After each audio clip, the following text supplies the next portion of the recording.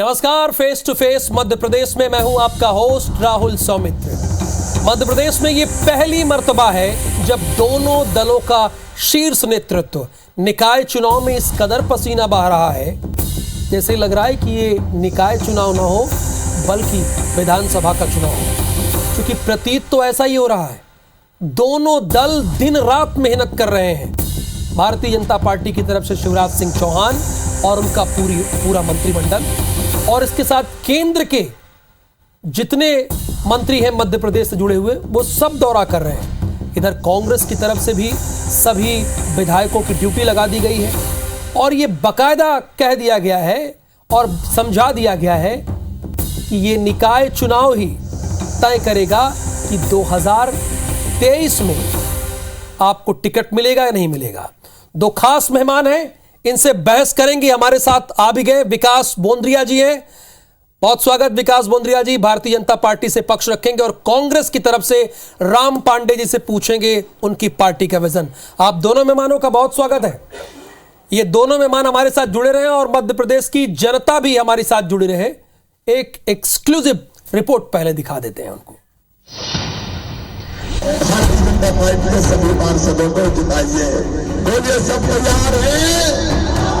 मध्य प्रदेश में बीजेपी और कांग्रेस नगरीय निकाय चुनाव को मिशन 2023 की तरह लड़ रही है। दोनों पार्टियों को मालूम है कि निकाय चुनाव के नतीजों से ही विधानसभा चुनाव का रास्ता निकलेगा। इसलिए मुख्यमंत्री शिवराज सिंह चौहान, प्रदेश अध्यक्ष वी.डी. शर्मा ने अपने सांसदों, मंत्रियों और विधायकों को जिम्मेदारी देकर चुनावी मोर्चे पर तैनात कर दिया है। साथ ही निर्देश है कि पार्टी को जीत के अलावा और कुछ स्वीकार नहीं है। प्रत्येक कार्यकर्ता की परीक्षा होती है चुनाव, और हमारे यहाँ सांसद, विधायक, मुख्यमंत्री, प्रधानमंत्री सब कार्यकर्ता हैं।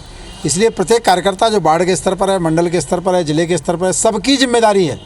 लेकिन मुझे लगता है कि जिस प्रकार से भारतीय जनता पार्टी 24 घंटे काम करती है समाज के बीच में, चाहे राजनीतिक काम हो चाहे सामाजिक काम हो, उसका परिणाम चुनाव में मिलता है। उनके विधायक खुद ही परेशान हैं कि सरकार में उनकी कोई सुनता नहीं है, और विधायक खुद जनता इसलिए परेशान है कि विधायक उनकी नहीं सुनते हैं। विधायक खुद परेशान है। ये विधायक क्या है, एक पार्षद जिताने की स्थिति किसी भी विधायक की नहीं है। मैं भोपाल राजधानी का प्रभारी हूँ, मैं देख रहा हूँ यहाँ के विधायक एड़ी चोटी की ताकत लगा रहे हैं। बावजूद इसके रिजल्ट कांग्रेस के पक्ष में जबरदस्त आने वाले हैं। पीसीसी अध्यक्ष कमलनाथ ने भी अपने विधायकों को साफ साफ शब्दों में कह दिया है कि प्रत्याशी की जीत और क्षेत्र में उनकी सक्रियता पर उनका राजनीतिक भविष्य तय होगा। इसलिए चुनावी मैदान में दोनों पार्टियों की सक्रियता देखी जा रही है। कांग्रेस चुनाव के आधार पर विधायकों का रिपोर्ट कार्ड तय करेगी और उनके परफॉर्मेंस का बारीकियों से ऑडिट कराएगी, जिसका असर 2023 विधानसभा चुनाव के टिकट वितरण पर पड़ेगा। इस सर्वे के लिए पीसीसी ने अपनी सभी जिला इकाइयों को परिपत्र भी जारी कर दिया। नगरीय निकाय चुनाव को 2023 विधानसभा चुनाव के सेमीफाइनल के रूप में देखा जा रहा है। पूर्व मुख्यमंत्री कमलनाथ निकाय चुनाव की अहमियत भली भांति समझते हैं। यही वजह है कि टिकट वितरण से लेकर चुनाव संबंधी अन्य फैसले वे खुद ले रहे हैं। वहीं बीजेपी ने अपने सांसदों और विधायकों को जीत का टारगेट देकर मोर्चे पर तैनात कर दिया। कुल मिलाकर 2023 के सेमीफाइनल पर दिग्गजों की साख दांव पर लगी है, या यूं कहें ये सेमीफाइनल 2023 के फाइनल के टिकट वितरण का आधार बने। सुधीर दंडोतिया, IBC 24, भोपाल। तो दोनों मेहमान हमारे साथ जुड़े हुए हैं। राम पांडे जी भी हैं और विकास बोंद्रिया जी भी हैं। राम पांडे जी, कांग्रेस को मध्य प्रदेश की जनता वोट क्यों दे? भारतीय जनता पार्टी के पास तो केंद्र में भी सरकार है, प्रदेश में भी सरकार है और उसके पहले सारे निगमों में सरकार है। तो ऐसे में जनता के लिए क्या खास आपके पास योजनाएं हैं, क्या विजन है? कांग्रेस को वोट जनता क्यों करे? मैं यदि पहले राष्ट्रीय स्तर से बात शुरू करता हूं कि जब केंद्र में कांग्रेस की सरकार थी तो आज हिंदुस्तान के अंदर जितने भी बड़े संस्थान हैं, IIT हो, IIM हो, डैम्स हो, नहर हो, स्टील प्लांट हो, जो भी है सब कांग्रेस पार्टी की देन है। प्रदेश स्तर पर आ जाए तो अभी मात्र 15 महीने की सरकार में कमलनाथ जी ने 100 रुपए में 100 यूनिट बिजली दी। इंदौर, राम पांडे जी, भोपाल, मैं बीच में मेट्रो। आपको इंटरप्ट नहीं करना चाह रहा था सर। मैं विकास जी से भी निवेदन कर रहा हूं, आपसे भी, जो निकाय से जुड़े मुद्दे हों प्लीज उन्हीं की बात किया जाए, अपनी विजन बताया जाए। आप लोगों के पास सुनहरा मौका है, क्योंकि प्रचार के बस अब 24 घंटे बचे हुए हैं, तो ये प्लेटफॉर्म और ये मौका आपके पास है। राम सर बताइए। जी, मैं उम्मीद करता हूं कि जैसे आपने मुझे टोका है, बीजेपी प्रवक्ता को भी इस बात के लिए आप टोकेंगे। श्योर, हमारे लिए दोनों दल एक बराबर है, दोनों दल एक बराबर है सर, हम जनता के लिए काम करते हैं। बताइए। जी जी जी, अब ठीक है, अब आपने कहा है तो मैं नगर निगम की बात करता हूँ। हाँ, तो मध्य प्रदेश में ज्यादातर नगर निगमों में, नगर पालिकाओं में भारतीय जनता पार्टी का कब्जा है। ग्वालियर का मैं रहने वाला हूं, मैं ग्वालियर की ही बात करूं तो ग्वालियर नगर निगम में भी भारतीय जनता पार्टी काफी वर्षों से है। अब यहाँ की जो समस्याएं हैं और घोषणाएं हैं और जो भारतीय जनता पार्टी का संकल्प पत्र है, और शिवराज सिंह जी और यहाँ के जो मेयर हैं ग्वालियर के, जो ग्वालियर में जिन योजनाओं का शिलान्यास कर चुके हैं, उन योजनाओं के बारे में मैं आपको बता देता हूं। ग्वालियर में फूलबाग से किले के लिए रोपवे का उद्घाटन शिवराज सिंह चौहान और ग्वालियर के भारतीय जनता पार्टी के मेयर ने 10 साल पहले किया था। वो काम अभी तक शुरू नहीं हुआ है। केंद्र में, प्रदेश में, ग्वालियर में तीनों जगह भारतीय जनता पार्टी की सरकार। शिवराज जी जब भी ग्वालियर आए हैं और ग्वालियर के मेयर ने, नगर निगम ने पिछले 18 सालों से लगातार यही कहा है कि ग्वालियर में पानी की कमी है, हम चंबल का पानी ग्वालियर लेकर आएंगे। शिवराज सिंह जब भी आते हैं यही कहते हैं, लेकिन चंबल के पानी को ग्वालियर लाने का काम अभी तक शुरू नहीं हुआ है। ग्वालियर में ठाटीपुर पुनर्घरत्वीकरण योजना हजारों करोड़ रुपए की है। शिवराज जी ग्वालियर के मेयर कई बार घोषणा कर चुके हैं, शिलान्यास कर चुके हैं, अभी उस योजना पर कोई काम शुरू नहीं हुआ है। ग्वालियर में, पूरे ग्वालियर के सीवर जो एक नाले में इकट्ठा होता है, स्वर्ण रेखा नाला बोलते हैं। शिवराज सिंह जी ने, नगर निगम ने कहा था कि इस नाले को हम पक्का कराएंगे, इसके नीचे से नाला बहेगा, इस नाले में शुद्ध पानी बहेगा, नाव चलेंगी, स्टीमर चलेंगे। हजारों करोड़ रुपया उसमें खर्च कर दिया। वो नाला आज भी नाला है, उसमें कोई नाव नहीं चल रही है, कोई स्टीमर चल रही है, आज भी उसमें सूअर पल रहे हैं और कचरा पड़ा हुआ है और गंदा पानी उसके अंदर से, यानी जो अधूरे कार्य हैं, ठीक है राम जी, जो अधूरे कार्य हैं, नहीं, जो अधूरे कार्य हैं वो पूरे नहीं हुए, ये आपका मुद्दा और ये विजन है। इसी को लेकर जनता के पास आप गए और इसी के आधार पर जनता से चाहते हैं कि आपकी सरकार बने। अब विकास बोंद्रिया जी, आपको मैंने बहुत समय दिया, अब विकास बोंद्रिया जी, भारतीय जनता पार्टी को जनता क्यों वोट दे? जी। राम पांडे ये आरोप लगा रहे हैं, थोड़ा सा आपको आवाज नहीं मिली, मैं बता देता हूं। बहुत सारे उन्होंने कार्यों का जिक्र किया कि जो कांग्रेस के समय से पड़ी हुई है, जो आपके वादे थे, मैं सुन रहा वो अब तक पूरे नहीं कर रहे। नहीं, मुझे जी ना हमने तो पूरे वादे किए हैं, शहरों को अग्रिम पंक्ति में लेके आए। आप देखिए, नेशनल लेवल के ऊपर रेटिंग का सिस्टम एक मोदी सरकार ने चालू किया कि कहाँ की नगर निगम कैसा काम कर रही है, क्या परफॉर्मेंस। आप देखेंगे कि मध्य प्रदेश की नगर निगमों का, नगर पालिकाओं का परफॉर्मेंस पूरे देश में के एवरेज से बहुत ज़्यादा है। आप सफाई के मामले में देख लें, इंदौर, भोपाल हमेशा उच्चतम मार्क्स पाते रहे हैं। अन्य व्यवस्थाओं को भी देख लें, नाले की बात चल रही है, आप देखिए नालों का सुव्यवस्थीकरण किया गया। अब नाले में तो गंदा पानी बहाने के लिए नाला होता है ना, नदी थोड़ी बनाना है, लेकिन नाला साफ सुथरा रहे, उसकी जो चौड़ाई है वो परिपक्व रहे, बनी रहे, स्ट्रक्चर रहे, कंक्रीट की वॉल्स रहे, आरसीसी वॉल्स के नाले हमने बना दिए हैं कि ऐसा नहीं है कि नाले में मिट्टी भर जाए और पानी बहना रुक जाए बारिश में। देखिए, व्यवस्था ऐसे बनाई गई है। आप देखेंगे हर एक नगरीय निकाय में, वो परिषद हो, नगर परिषदें हो या नगर निगम परिषदें हों, आप देखेंगे कि सब जगह कंक्रीट की रोडें, कम से कम जो मेन रोड है वो 100% नगरीय निकायों में पूरी कंक्रीट की व्यवस्थित बन चुकी है। कांग्रेस ने कभी इस मामले में सोचा भी नहीं था साहब।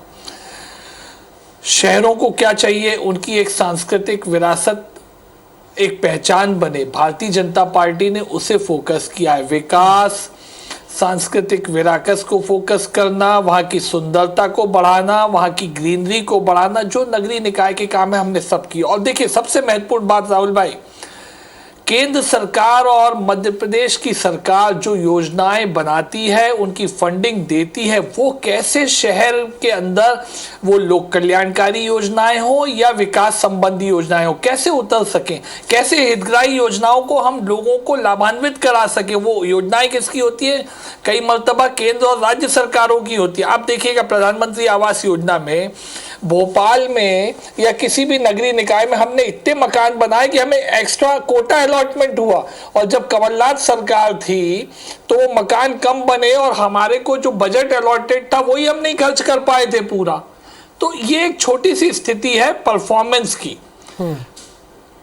यानी परफॉर्मेंस के आधार पर जनता आपको चुने। हमारी नगरीय निकायों ने सर दोनों लोगों का बैलेंस रहे तो अच्छा रहे। जितना समय मैंने राम जी को दिया उतना आपको दोनों राउंड में ले लेते हैं। देखिए राम पांडे जी, विकास बोंद्रिया जी का साफ क्या कहना है वो आपने सुना ही। उन्होंने कहा कि हमारे समय में ही पूरे देश में 2 सबसे साफ स्वच्छ शहर दिए, और ये प्रतीक इस बात का है कि हमने नगरीय निकायों में कार्य किया है। जी, आप गूगल चेक कर लीजिए, ग्वालियर का नाम पूरे दुनिया में नंबर 1 प्रदूषित शहर में आ चुका है और शिवराज सरकार के अंतर्गत आ चुका है। क्या ग्वालियर मध्य प्रदेश में नहीं है? और जो स्वच्छता की रेटिंग दे रहा है ये कौन दे रहा है? ये तो इन्हीं की सरकार दे रही है। इंदौर को दे, भोपाल को दे, 52 जिले हैं, 52 जिलों में 2 जिलों का चलिए मान के चलिए नाम आ गया, तो 50 जिले इतने क्यों गंदे हैं? क्या केवल इंदौर और भोपाल का ही विकास होना है? एक समय में ग्वालियर इंदौर भोपाल के बराबर था, आज इतना क्यों पिछड़ चुका है? और जितनी भी इनकी योजनाएं हैं, ये बता रहे थे अभी, कागजों पर काम चल रहा है। स्मार्ट सिटी ग्वालियर की मैं बात करूं, ग्वालियर में केवल सिंधिया के महल के सामने 1 से 2 किलोमीटर की रोड बन रही है। 1 से 2 किलोमीटर की रोड पर 1, 2, 3 करोड़ का खर्चा आता है। 300 करोड़ रुपए 100 सिंधिया के क्या ग्वालियर में और कोई नहीं रहता है? केवल सिंधिया जी अकेले ही रहते हैं। और आपने पिछली बारिश में देखा था, मध्य प्रदेश में थोड़ा सा तेज बारिश हुई थी केवल 1 दिन के लिए, तो जितने भी मध्य प्रदेश के शहरों के पुल पुलिया हैं, कई सारे पुल पुलिया बह गए थे, रोडें उखड़ गई थी। तो ये इनका जो भ्रष्टाचार था वो सबके सामने आ गया था। मैं फिर से ग्वालियर की बात बता दूं, ग्वालियर नगर निगम का जितना बजट है, ग्वालियर को आप रेखांकित कर रहे हैं, ग्वालियर को आप रेखांकित कर रहे हैं और कह रहे हैं कि एक राजघराने के अलावा कहीं काम नहीं हो रहा है। विकास जी इसका जवाब भी देना चाहेंगे, उन्होंने हाथ भी उठाया था। विकास जी। नहीं देखिए, काम नहीं हो रहा। अगर मैं ग्वालियर से रहने वाला नहीं हूँ, मैं तो भोपाल रहता हूँ, भोपाल की गली गली को बता सकता हूँ। राम पांडे जी ग्वालियर की बात कर रहे हैं तो आखिर एक बात नगर निगम के लिए आप दोनों नहीं देखिए, मैं बिल्कुल मैं तो बोल रहा हूँ ना आपको वही बात। मैं अब ग्वालियर की गलियां गिना सकता होता तो मुझे बहुत अच्छा लगता, लेकिन मुझे ये मालूम है जब मैं प्रवास पे ग्वालियर गया हूँ, जो मुख्य सड़कें हैं बड़ी व्यवस्थित बनी है। आज से 15 साल पहले की स्थितियां और आज की स्थितियों में बहुत अंतर है ग्वालियर में।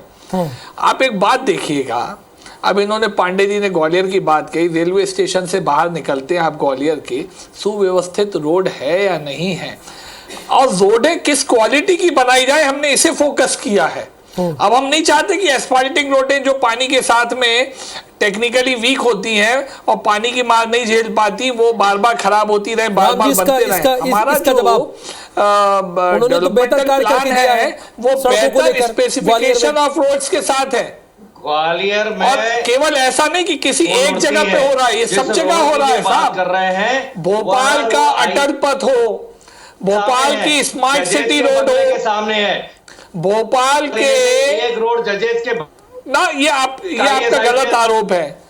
तो जनता क्या धूल खाने के लिए तैयार है?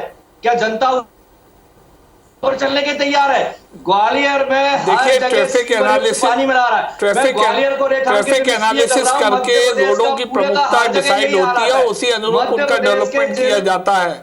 जहाँ पीक लोड, जहाँ ट्रैफिक लोड ज्यादा है, वहाँ पे सड़कें ज्यादा बेहतर बनाई जा रही है। समस्या है गरीबी की समस्या है, भ्रष्टाचार की समस्या है, महंगाई की समस्या है, बेरोजगारी की समस्या है, कुपोषण की समस्या है। अच्छा, एक बात स्वास्थ्य बताइए की पांडे समस्या जी। है। हर तरह की समस्या मध्य प्रदेश में है। मध्य प्रदेश भारत में नंबर 1 पर है समस्याओं के मामले में। आज दुनिया में मध्य प्रदेश सबसे ज्यादा पिछड़ चुका है। आपका नगर निगम हो चाहे आपकी मध्य प्रदेश में सरकार हो, सरकार किसी की भी बने, राम पांडे जी आप भी मध्य प्रदेश के रहने वाले हैं, विकास बोंद्रिया जी भी मध्य प्रदेश के रहने वाले हैं। अपने ही प्रदेश की बुराई ये IBC 24 देश के दूसरे हिस्सों में भी देखा जाता है। सोचिए जब बहस हो रही होगी तो कैसा लग रहा होगा उन लोगों को, जहां मध्य प्रदेश टॉप 2 शहरों में आता है स्वच्छता के मामले में। आप बता रहे हैं कि समस्याओं से घिरा हुआ सबसे बड़ा प्रदेश है ये। विकास जी, राम पांडे जी कह रहे हैं कि मध्य प्रदेश में तो कुछ हुआ ही नहीं, समस्याओं के मामले में मध्य प्रदेश पूरे देश में नंबर 1 है। वो इस बात को गिना रहे हैं। तो ये क्या कर रहे हैं, कौन सी घुट्टी आप जनता को पिला रहे हैं कि चुनाव आप ही जीतते जा रहे हैं? नहीं। अच्छा, एक बात सोचिए, राम पांडे जी वो कौन सी घुट्टी देख रहे हैं, पी रहे हैं, जो उन्हें ये समझ में नहीं आ रहा कि भारतीय जनता पार्टी को जनता बार बार क्यों चुन रही है, और उन्हीं नगरीय निकायों में, ग्वालियर में बार बार क्यों चुन रही है? क्या धूल भरे रास्तों पे चलने के लिए जनता भारतीय जनता पार्टी को बार बार चुन रही है? क्या प्रदूषित हवा में सांस लेने के लिए भारतीय जनता पार्टी को चुन रही है? बड़ा हास्यास्पद है। खैर, प्रतिपक्ष में है, उनकी मजबूरी हो सकती है, लेकिन मुझे लगता है कि प्रतिपक्ष में रह के भी सकारात्मक बातें करनी चाहिए। एकदम उल्टा सीधा कुछ भी बोलना और बुराई करने आप से अपनी कोई बात जनता करो कि उनकी पूछते हैं बातों में राम जी आने से ना, वाली नहीं है। ये बात पूरी रहनी चाहिए। राम जी वाकई ये सवाल तो उठता है कि क्या कोई धूल में रहने के लिए, गंदगी में रहने के लिए और समस्याओं से घिरने के लिए चुनता है किसी दल को? एक मिनट विकास जी, थोड़ा सा समय मैं आपको कम दे रहा हूं, लेकिन सुनिए, चूंकि डिबेट इस्टेब्लिश करनी है। मैं बाकी डेवलपमेंटल बात कर लेता जो नगरीय निकाय। मैं आ रहा हूं, मैं आपको मौका दूंगा। 4 मिनट है मेरे पास, 4 मिनट है मेरे पास, मौका दूंगा, लेकिन ये सवाल इस्टेब्लिश हो जाए। राम जी, वाकई क्या समस्याओं को चुनने के लिए, समस्याओं को आमंत्रित करने के लिए कोई ये क्यों करेगा? वो जरा बताइए, वजह क्या रही है? कोई वजह नहीं है। जब बीजेपी प्रवक्ता से प्रश्न पूछा जाता है तो ये पूछा जाता है कि आप आम काटकर खाते हैं या चूस कर खाते हैं, और कांग्रेस प्रवक्ता से जब भी प्रश्न पूछा जाता है तो ये पूछा जाता है कि आप मंगल पर खेती करेंगे। तो ये इस बात का हम स्वागत करते हैं कि कांग्रेस प्रवक्ता माना जाता है और भारतीय जनता पार्टी के प्रवक्ताओं को कैसा माना जाता है डिसाइड कर देते हैं। अब आप कह रहे हैं किसने पूछा था ये आम वाला सवाल IBC 24 पर और मंगल वाला सवाल? नहीं देखिए, हमारी जवाबदेही सिर्फ IBC पे है। आप IBC पे हैं, दूसरे चैनल्स की बात नहीं हो रही है। आपने ध्यान नहीं दिया राम जी, मैंने डिबेट की शुरुआत आपसे की है, जबकि सत्ता पक्ष विकास जी की पार्टी है।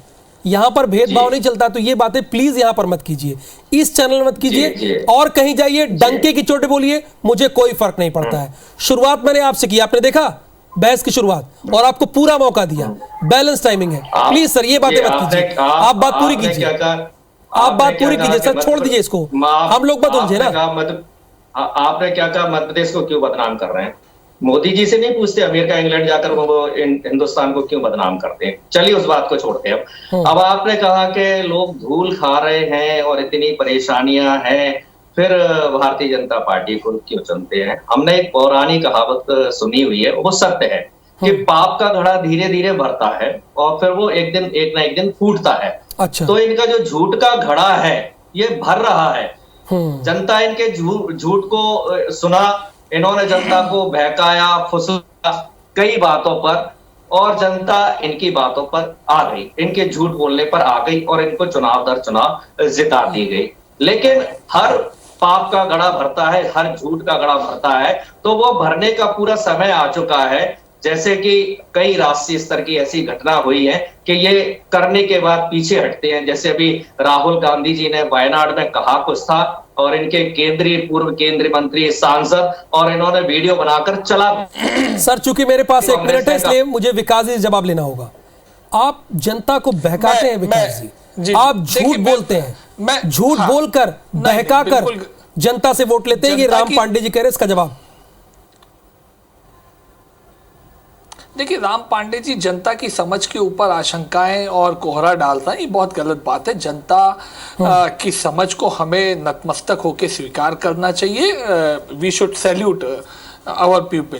देखिए, स्पेसिफिकली मैं बताऊं, नगरीय निकायों के जो काम होते हैं कि मोहल्ले शहर की सुंदरता स्वच्छता बनाए रखना, लोगों को नल जल योजनाओं से पानी की आपूर्ति करना, सीवर सिस्टम को बेहतर बनाना, नगरीय निकायों के पास में जो हितग्राही योजनाओं को चलाने की जवाबदारी है उनको नीचे तक पहुंचा के अच्छे से लागू करना, ताकि लोग सरकार की लोक कल्याणकारी मंशा के अनुरूप उसका लाभ उठा सकें। हम ये सब करते हैं। हमने ग्रीन नीड पार्क बनाए, ओपन जिम्स बना रहे हैं, अच्छी रोडें बना रहे हैं, शहरों को चमका रहे हैं। नगरीय निकायों की जो जिम्मेदारी है नगर सरकार की, उसे सब हम निभा रहे हैं। बाकी खोखली बातें जनता के ऊपर समझ है नहीं है, बहका दिया नहीं बहका दिया। राम पांडे जी, आप क्यों नहीं बहका पाते साहब किसी जनता को? आप क्यों नहीं बहका पाते जनता को? और जनता की समझ के ऊपर आपत्ति जाहिर करते हैं, मुझे बड़ा खेद है।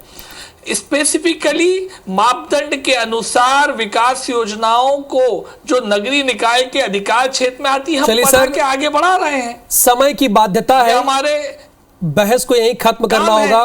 विकास जी बहुत धन्यवाद, राम पांडे जी बहुत बहुत धन्यवाद सर। मैंने पूरा मौका दिया आपको अपनी बात रखने का। किसी के साथ कोई भेदभाव यहाँ नहीं होता है। बहुत शुक्रिया।